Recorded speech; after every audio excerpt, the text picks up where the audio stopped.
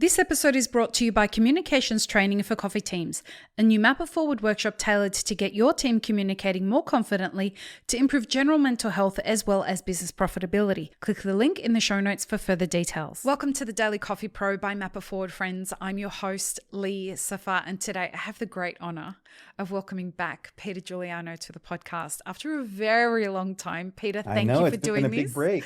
It has. Thank you for having me, Lee. It's great to see you. Likewise, sir. There's a special thing that happens when I have a conversation with you. I feel like I get off the podcast and I'm lighter for days.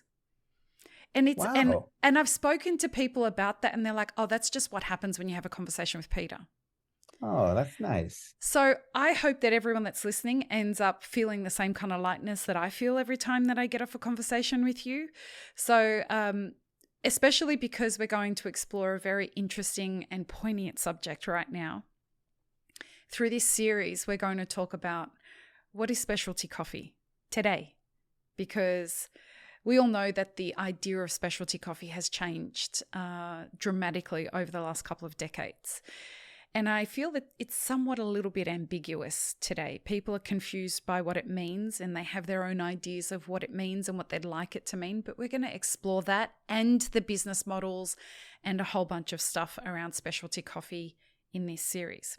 So for people who don't know what you do, Peter, do you want to just remind people of who you are? Sure. I'm the Chief Research Officer for the Specialty Coffee Association, and I'm also the Executive Director for the Coffee Science Foundation, which is a institution that supports and conducts scientific research in coffee.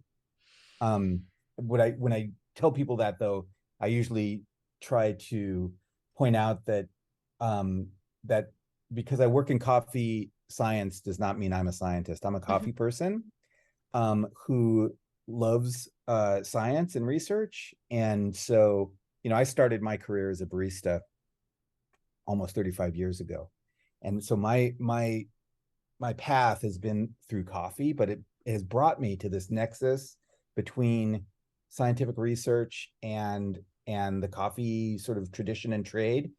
And so my job winds up being a little bit of a go-between between these two worlds, academic research and science on one side and the coffee trade on another. So that's really what I do.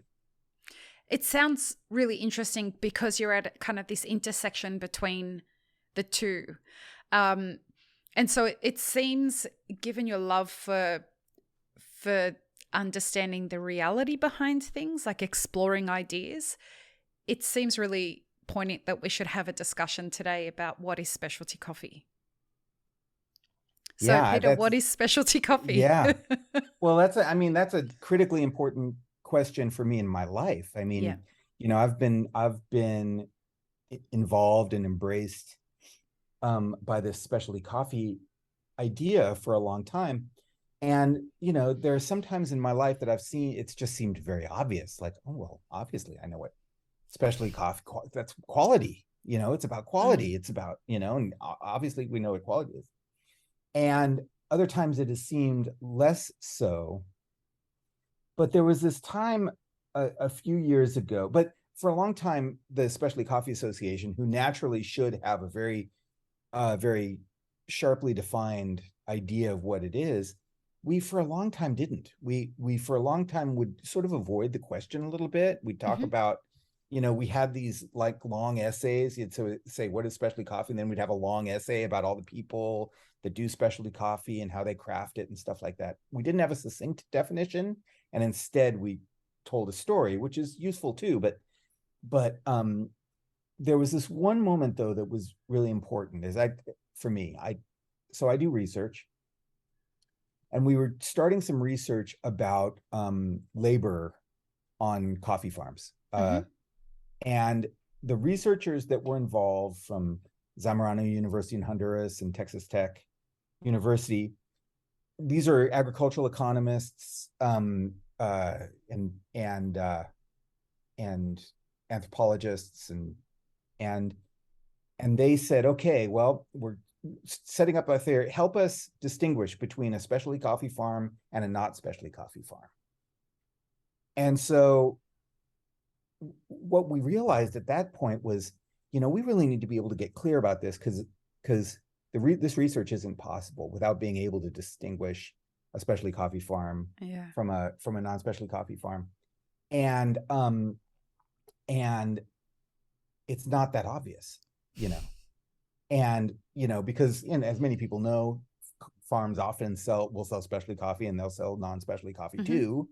So how do you define the difference? And that led us on a journey where my colleagues and I set out to really understand this, and we went to the literature, to see how other industries define specialty coffee, what the researchers think about this, what the researchers tell us, and we discovered a lot of really interesting resources.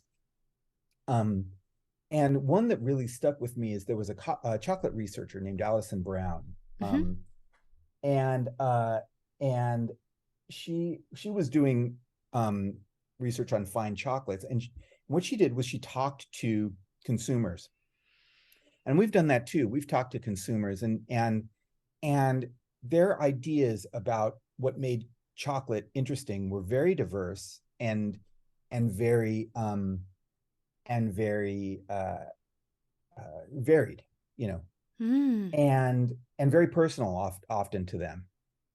And okay, so that was interesting. And then also, against all this is the backdrop of oftentimes coffee producers particularly are faced with economic hardship or economic inequity as part of their thing. So we know that there's an economic issue too. So at the end of all this, what we came down to, and I'm summarizing a little bit of a long argument in a short little bit, but really the place that we came to is to recognize coffee and coffee experiences for their attributes. And these attributes are the things that make coffee special to us. It's a special flavor, it's a special feeling, it's a special aroma, or it's a special experience that we're having, a special vibe in a coffee shop. These are all attributes that cause us to value coffee more. And when we value a coffee more, we pay more for it. That's a good people aren't likely to pay more for coffee that's not special to them. If you can't distinguish it from a commodity coffee, you would be unlikely to pay more for it. There has to be something in there that's kind of making you value it more in order for you to pony up extra money. And that's the economic part. So basically, this definition that we came to is coffee, especially coffee, is a coffee or a coffee experience that has distinctive attributes that make it distinct from other coffees. It's not interchangeable with other coffees, it's distinct. And those attributes create value that you can measure economically or in other ways. So we call it the attributes conception of specialty coffee. It's about understanding either sensory attributes or another category, which is extrinsic attributes, which is information, which we can talk about. But that was an insight. That was a breakthrough for us because it allowed us to measure what specialty coffee is in very diverse markets. And that's an important part too that we can probably talk about. Excuse me. The only I do want to push back on that a little bit if you don't mind. Great. I would love for you to. Because it sounds like all of those attributes that you were talking about are quite subjective. Yes. So therefore, if it's subjective, who gets to define the parameters and the boundaries around the upper and lower limits of that subjectivity, if you don't mind me asking? No, of course. So the attributes, okay, we can get very technical because there are both. Okay. So pursuant to this, there's all these attributes, and there's intrinsic attributes and extrinsic attributes to the coffee. And then there's also, in sensory science, and they think about sensory attributes in two specific ways. Mm-hmm. One is descriptive. Okay, Mm-hmm. so we can describe the attributes of a food or beverage, right? I love to do this exercise with people where we describe a drink or a thing. And humans are very good at this, by the way. We can sometimes I do this with Coca-Cola where I have a group of people and I say, okay, I'm not going to say what this is, but everybody instantly recognizes Coca-Cola, right? Because it's so Mm-hmm. familiar and it tastes like cola. And I say, okay, don't say cola, but tell me all the component flavors. And we take 10 minutes and we pick it apart.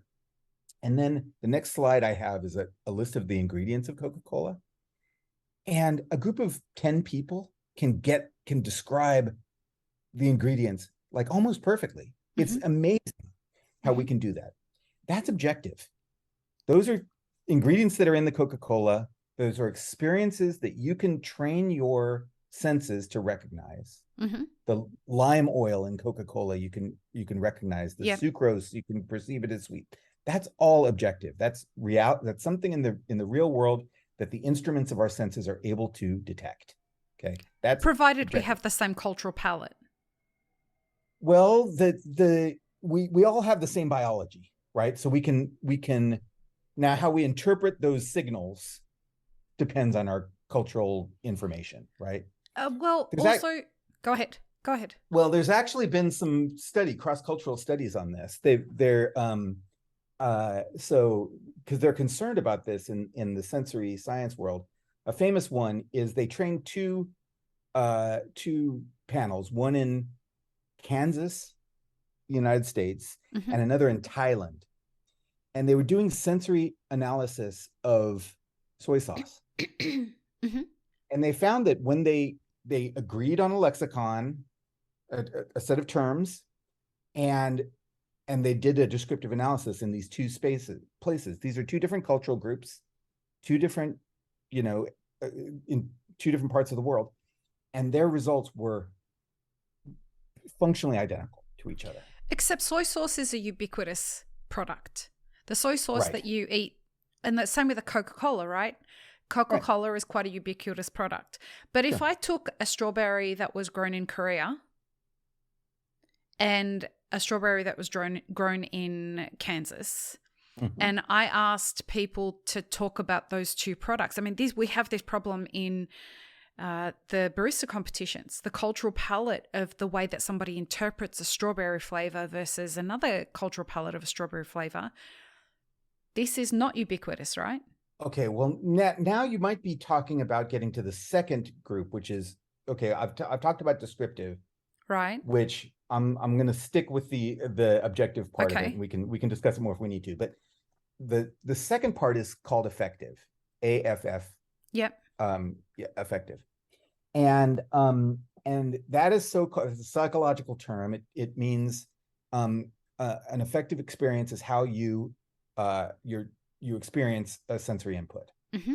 So so that is how what your ideas about quality are, what your ideas about what you like are. This is your human response, Mm-hmm. right? And you measure that in a different way. The classic way that you measure an effective response to food is called the 9-point hedonic scale. Mm-hmm. It's got 5 in the middle, which is I neither like nor dislike it, and then a 1 is I really dislike it, and a 9 is I really like it. And that scale, and they invented that in the 1940s, and they use it all the time. Mm-hmm. And you can express ideas about quality using tools like the 9-point hedonic scale, and that's very informed by your personal information, your personal history, your beliefs about what food mean, what they are, what you like, what your culture says you like, what you've been growing up to eat, et cetera, et cetera. Those are the things that are very diverse, you know, and it's Right. okay that they're diverse. That doesn't mean you can't measure them. That doesn't mean that they're not real, but they come from the consciousness of the person. Whereas the descriptive stuff is basically you're treating your senses, your chemical senses, which are your taste and smell, like an instrument. And I hear you on Yeah. that, except that I mean, it's well documented, the relationship between our gut microbiome and our mood and our environment, and how, the weather and all of that impacts our biology and the way that we are able to sense that. I give you an example from a story that it actually happened in California. And I think I've told this story before on the podcast, so forgive me if you've heard this before. I was going out for a coffee with an Australian friend. And I said, meet me for a coffee. And he said, I'm not going to the places that you like to drink coffee. Right. No.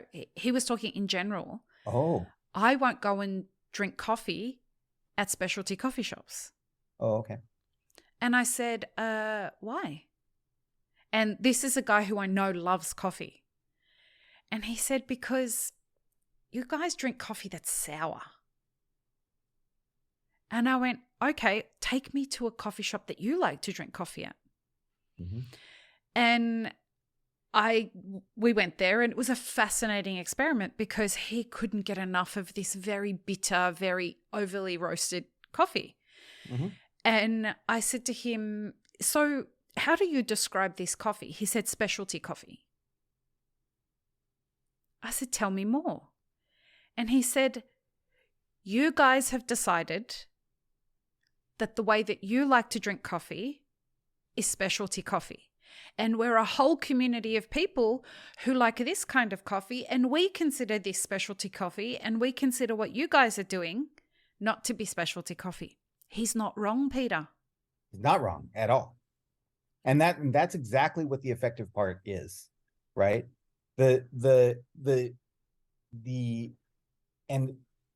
I think it's really important that people that are in exactly that situation deserve our respect, mm-hmm. not us trying to convince them that they're wrong. Absolutely. And that's a great example. I think that I came of Coffee Age in San Diego, mm-hmm. and I was working for a roaster in the second wave days of specialty coffee. This is the 90s, and we roasted. In those days in the 90s, dark was good. Dark was what specialty coffee was. Yeah. It was precisely the opposite of specialty coffee is light roasted. In those days, commercial coffee was light roasted, specialty coffee was dark roasted. Mm. And even today, there are specialty coffee is not one thing, and I think that's the really important. That's the important thing here. Yeah, it is multiple things, because of course it's multiple things. We're diverse in our mm-hmm. preferences, in what we think is special, and that's true globally. That what's going to be special in Australia is not necessarily going to be the same thing in Germany, 100%, or in Thailand. And that's true within cultures as well. I'm here in Southern California. The joy of the specialty coffee moment right now is that I can go to a Asian style specialty coffee place that's like boba coffee, Yep. I can go to a Mexican style coffee shop that's a mm-hmm. full-on specialty experience that's based on Mexican flavors, horchata lattes, mm-hmm. a rich tradition of specialty coffee. I can go to what's seen as the third wave coffee shop, light roast, very minimalist decor. I can go to one of those overstuffed couch places that has darker roast coffee, etc. Those are all specialty coffee experiences, right? And people love them. Phyllis Johnson, who you may know about. Yeah, she's been on the podcast. Coffee importer, fantastic thinker.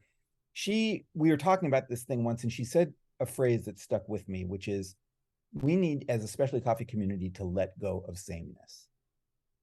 Mm-hmm. To think that us all being the same and unified in our idea of what specialty coffee is in a very narrow flavor range is a strength. It's not a strength. The diversity of flavors that people can experience is where the strength is. And this definition of specialty coffee that I've just shared with you is about recognizing that diversity. It's if right. people find value in some attribute, whether it's light roastedness or dark roastedness, right? That powerful acidity in the light roasted coffee, or the smoky chocolate nutty flavors that your friend probably appreciated in the dark roast coffees that he liked.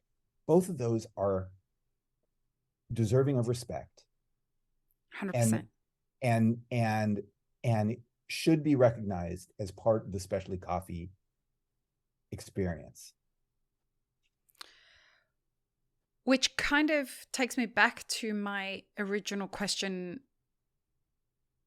which was who defines the boundaries of where specialty coffee ends and where commercial coffee begins?